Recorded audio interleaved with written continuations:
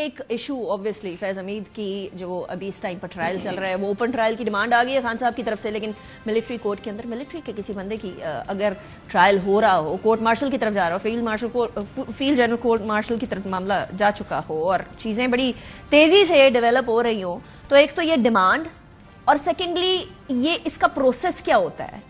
Generally لوگ کہہ رہے ہیں کہ جی اندھے طریقے سے سزا دے دی جائے گی، کیا ایسا ہی ہوا کرتا ہے ملٹری کے قوانین کے حساب سے؟ اس کو بھی ذرا ڈسکس کرتے ہیں. ہمارے ساتھ راجہ خالد صاحب ہیں، ایک تو قانون دان ہے، دوسرا سابق ڈیپٹی اٹارنی جنرل ہیں. بہت شکریہ راج صاحب، آپ نے ہمیں جوائن کیا. It's a pleasure having you in the programme. Raj صاحب، سب سے پہلے تو یہ بڑا ہائی پروفائل قسم کا کیس ہے، یہ کوئی عام کیس نہیں ہے، یہ اس ہفتے کی نہیں، اس مہینے کی نہیں، شاید اس سال کی سب سے بڑی خبر تھی کہ جی جنرل فیض حمید کو کورٹ مارشل کیا جا رہا ہے، انہیں اریسٹ کر لیا گیا ہے. ایک تو obviously جو خرد برد کے معاملات، سیکنڈلی ریٹائرمنٹ کے بعد پاکستان کے ملٹری کے قوانین سے اڈیئر نہ کرنا. اب یہ جو ٹرائل کیا جائے گا اس کے اندر کیا ڈیفینس کا حق دیا جاتا ہے اس طرح کے کسی شخص کو جس کے خلاف کورٹ مارشل کی ٹرائل ہو رہا؟ بسم اللہ الرحمن الرحیم. انیک اس میں بات یہ ہے، یہ ایک مسکنسپشن ہے کہ جو ملٹری کورٹس کے اندر ٹرائل ہوتا ہے وہاں پہ شاید دفاع کا حق پورے طریقے سے نہیں دیا جا سکتا، یا شاید ہیزرڈ مینر میں یا کہیں ہیسٹ میں یہ ٹرائل کر کے بالکل ایکسپیڈیسلی اسے سزا دے دی جاتی ہے. ایسا نہیں ہوتا. میں سمجھتا ہوں، میرا اس حوالے سے ایکسپیرینس بھی ہے. میں نے ایف جی سی ایم میں بھی اور جو ویسے روٹین کے کورٹ مارشلز ہوتے ہیں اس میں بھی پیش ہوتا رہا ہوں. اس میں یہ فوراً پولیس کی طرح ہاتھ نہیں ڈالتے، یہ ایک عرصے تک اس بندے کو واچ کرتے ہیں، اس کی ایکٹیویٹیز کو، اور جتنی انکریمنیٹنگ ایویڈنس ہے وہ کلیکٹ کرتے رہتے ہیں. جب ان کے پاس ایک سبسٹینس ہوتا ہے، سبسٹینشل ایویڈنس ہوتی ہے، انکریمنیٹنگ ایویڈنس ہوتی ہے اور کوجنٹ ایویڈنس اویلیبل ہوتی ہے، پھر ہاتھ ڈالتے ہیں. اور میں سمجھتا ہوں کہ ان کی جو انکوائری ہے، جو ان کی فائنڈنگز ہوتی ہیں انکوائری کے دوران، وہ اتنی اسٹرانگ ایویڈنس ہوتی ہے کہ وہاں سے عموماً ملزم کا نکلنا یا اس کا ایکوٹ ہونا مشکل ہو جاتا ہے. تو آپ کہہ رہے ہیں کہ ڈیفینس کی ضرورت ہی نہیں پڑے گی پہلے سے؟ نہیں، ڈیفینس کی ضرورت پڑتی ہے. میں اگلی بات اب یہ ہے کہ ڈیفنس کے طور پہ پہلے تو وہ اپنا پہلے مرحلے میں اپنا ایک ڈیفنس جو ڈیفینڈنگ آفیسر ہے وہ دیتے ہیں. وہ میجر رینک کا بندہ ہو سکتا ہے. میں فرض کرتے ہیں کہ ایک اسی طرح کا کورٹ مارشل تھا تو اس میں ایک ایکیوزڈ کی طرف سے تھا، تو جو اس ایکیوزڈ کو جو بندہ دیا گیا تھا فوجی آفیسر، وہ میجر رینک کا تھا. He was a defending officer to defend the accused. اب اگر وہ ایکیوز اپنے چوائس کا کونسل نہیں کرنا چاہتا، افورڈ نہیں کر سکتا، تو پھر وہ جو ڈیفینڈنگ آفیسر ہے on behalf of the accused, he will place So this is interesting. I'm sorry I'm cutting you short. کیا جو accused ہے جس کا ایف جی سی ایم ہو رہا ہے اس کو اپنا وکیل ہائر کرنے کی سول جگہ سر پوری اجازت ہوتی ہے؟ وہ اپنی چوائس کا پے کر کے اپنی تھاٹ کے حساب سے کمپیٹنس کو ڈھونڈ کے اپنا وکیل رکھ سکتا ہے؟ Is that true؟ دیکھیے، پاکستان کے جو نامور وکلا گزرے ہیں نا، سمدانی صاحب، اعجاز بٹالوی صاحب، اور اسی طرح ہو گئے سردار اسحاق صاحب اور خواجہ سلطان صاحب، خواجہ حارث صاحب، ان سب لوگوں نے ملٹری کورٹس میں ملزمان کی طرف سے ٹرائل کنڈکٹ کیا ہے. یعنی کونسل آف ہز چوائس، یہ اسے حق حاصل ہوتا ہے ملزم کو، ایک نہیں کئی وکیل کر سکتا ہے، یعنی سیولینز میں سے. اور میں ایک بات یہاں پہ مزید کہتا چلوں کہ جو سول کورٹ ہے اس میں پہلے ہوتا ہے ابتدائی بیان، جسے ہم ایگزامینیشن ان چیف کہتے ہیں، پھر کراس ایگزامینیشن، لیکن ری ایگزامینیشن کا موقع نہیں دیا جاتا. وہاں پہ یہ پریکٹس ہے کہ پھر ری ایگزامین بھی کرتے ہیں وٹنس کو.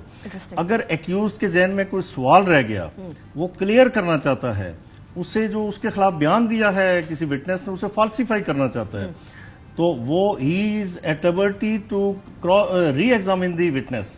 یہاں تک ہے. اور جتنی ایویڈنس، وہ چاہے اورل ہے چاہے ڈاکومنٹری ایویڈنس ہے، جس بھی فارم میں ہے، وہ پیش کرنے کی اسے اجازت ہوتی ہے. اچھا چلیے، اب let's move on now. Khan صاحب نے یہ ڈیمانڈ کی ہے کہ یہ والے جو ایف جی سی ایم ہو رہا ہے اس کا ذرا اوپن ٹرائل کر لیں، عوام دیکھے کیا ہو رہا ہے.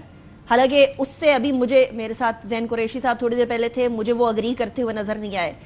In it self Pakistan Tehreek Insaf نے یہ اسٹیٹمنٹ دی تھی کہ میٹر ہے ملٹری کا، ملٹری کو ہینڈل کرنے دیں. لیکن ابھی یہ جو ڈیمانڈ آئی ہے اس کی قانون میں کوئی گنجائش ہے, کوئی سپیس بن سکتی ہے کہ for the sake of clarity and for the sake کہ جی ساری چیزیں بڑی کلیئر ٹرانسپیرنٹ چل رہی ہوں, اوپن ٹرائل کر دیا جائے؟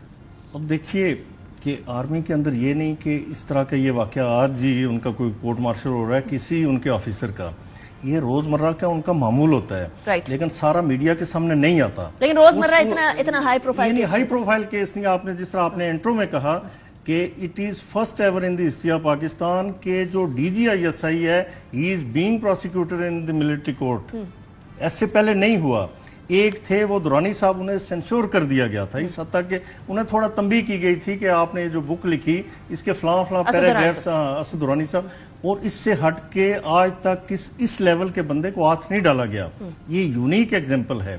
اب میں یہ جو بات ہے اوپن ٹرائل کی, آرمی ایکٹ ہے جو ہمارا 1952 کا, اس میں کہیں بھی یہ پرووائڈڈ نہیں ہے کہ آپ کسی آرمی آفیسر کا یا کوئی بھی جو ٹرائل کر رہے ہیں وہ اوپن ٹرائل کریں, چونکہ ان کے ڈسپلن کے معاملات ہوتے ہیں. آپ کا انتہائی آرگنائز اور ڈسپلنری ادارہ ہے, انسٹیٹیوشن ہے, اس میں جو ان کے انٹرنل معاملات ہیں اسے افشا کر کے یا اسے واہ کر کے لوگوں کے سامنے اسے اوپن کر کے تو وہ اپنی آرمی کا ڈسپلن نہیں خراب کریں گے. یہ نہیں ہو سکتا. یعنی بہت سارے ٹرائل ہوتے ہیں لیکن وہ میڈیا کو نہیں پتا چلتا, سزائیں بھی ہو جاتی ہیں, کورٹ مارشل ہو جاتے ہیں. لیکن اس کو ذرا کمپیئر کیا جا رہا ہے کہ جو سیولینز کسی ٹائم پر ملٹری ان کا ٹرائل ہوا, وہ کیا وہ اوپن ٹرائل ہونا چاہیے تھا, نہیں ہونا چاہیے تھا, ہو سکتا تھا, ہوا نہیں ہوا وہ, اور اب کمپیئر کیا جا رہا ہے اس والے ٹرائل کو. بہت سارے لوگ کمپیئر کر رہے ہیں کہ اس کو بھی اوپن ہونا, transparency, for the sake of transparency, for the sake of transparency اگر ہو جاتا ہے تو اس کے ریپرکشنز کیا ہوں گے؟ ریپرکشنز بہت خطرناک ہوں گے اس ملک کے لیے. ان کے آپ کی فوج کے مورال ڈاؤن ہو جائیں گے. آپ کا ایک سپاہی سے لے کے بڑے رینک کا آفیسر وہ یہ سمجھے گا کہ کیا کرتے رہے ہمارے آفیسر.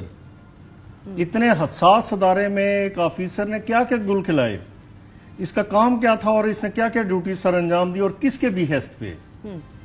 یعنی جس طرح سے ایلیگیشن سامنے آ رہے کہ ان کا ویسٹڈ انٹرسٹ تھا, پولیٹیکلی موٹیویٹڈ تھے اور وہ کام کرتے تھے, وہ جوڑ توڑ کرتے تھے, اور جس طرح پراپرٹیز کو انہوں نے گریب کیا, جس طرح سے انہوں نے بہت سارے پلنڈرز کیے, تو ایسے بندے کا یہ ساری چیزیں جب سامنے آ جائے گی تو فوج کی رسپیکٹ نہیں رہتی. ان کے ادارے کے اندر بہت ہلچل مچ جاتی ہے اور ان کا جو ڈسپلن ہے اس کی وائلیشن شروع ہو جاتی ہے, مورال ڈاؤن ہوتا ہے. لہٰذا وہ اسے بالکل سیکرٹ طریقے سے اس کا ٹرائل کر کے اپنے تک کی بات رکھتے ہیں, اور میڈیا کو بھی وہ ساری باتیں نہیں بتائی جاتی, وہی باتیں بتائی جاتی ہیں جو بہت ریلیونٹ ہیں کہ یہ چارجز تھے اور یہ سزا ہوئی. ٹھیک ہو گیا, یہ چارجز اور سزائیں اور پاسبل سزاؤں کی طرف بھی میں آتی ہوں, لیکن ایک شخص جو ملٹری سے ریٹائر ہو, راجہ صاحب, اس نے اوتھ لیا ہو ملٹری کا, ویسے تو اوتھ سارے ہی مقدم ہوتے ہیں, سیاستدانوں نے بھی لیا ہو, بٹ وہاں کیا ہوتا ہے وہ ہمارے سامنے, ملٹری کا اوتھ لیا ہو, وہ شخص سیاست کے اندر ریٹائرمنٹ کے بعد کسی طریقے سے اپنا کوئی کردار ادا کر سکتا ہے؟ دیکھیں نا 2 سال تک پابندی ہے انیک, آپ جانتی ہیں. تو نارمل لوگوں کے بعد دیکھیں جرنیل, آپ کو پتہ ہے کہ بہت سارے اس وقت بھی پارلیمنٹ کے اندر ہیں, آرمی آفیسرز, بریگیڈیئرز, بہت سارے اس طرح کے.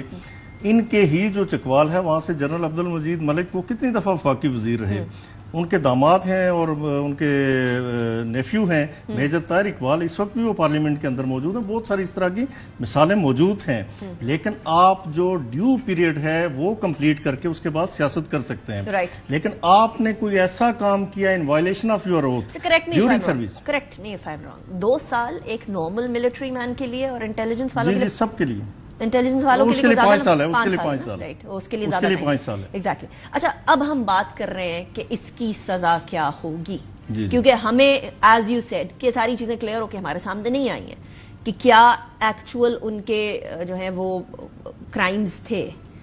آپ نے فرمایا کہ ڈیو ڈیلیجنس کے ساتھ سارے کرائمز کو دیکھا جاتا ہے نا, کیا سزا پاسبل ہو سکتی ہے؟ دیکھیں نا, اگر ابھی چارج شیٹ تو ہمارے سامنے نہیں آئی کہ اس کے کون کون سی سیکشنز ہیں آرمی ایکٹ کی یا آفیشل سیکرٹ ایکٹ کی جس میں انہیں چارج کیا جا رہا ہے, وہ سامنے آتی ہیں تو پھر پتہ چلتا ہے کہ جی فلاں سیکشن کے تحت فلاں سیکشن.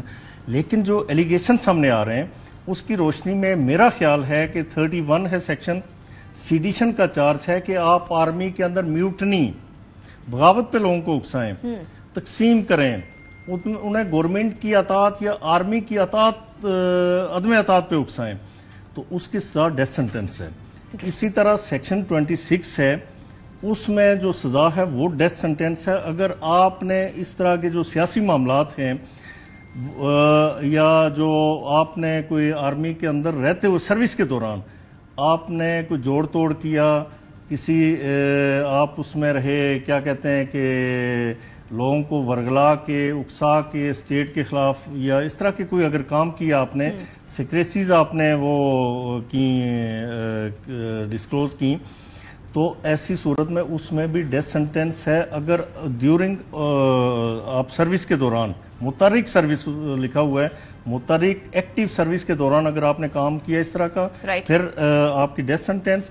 लेकिन रिटायरमेंट के बाद अगर आप कर रहे हैं तो फिर 5 साल सजा है। इसी तरह जो हमारी सेक्शन 40 है इसकी आर्मी एक्ट की, उसमें यह है कि ये जो इन पे टॉप सिटी का एलिगेशन है, मेरे ख्याल में 40 ये अप्लाई करेगी कि आपने पर्सनल गेन किया, कोई प्रॉपर्टीज आपने ग्रैब की, आपने मनसब का नाजायज फायदा उठाते हुए लोगों के उनके राइटफुल जो उनकी प्रॉपर्टी थी लॉफुल जो प्रॉपर्टी थी उससे महरूम किया, तो फिर आप उसके तहत आपको सजा होगी। उसकी सजा जो है मैक्सिमम 5 साल है। लेकिन 2 सेक्शंस ऐसी हैं जिसमें डेथ पेनल्टी है। 31 सेक्शन वो मेरे ख्याल में लाजमन लगेगी, और फिर दूसरी सेक्शन है 26।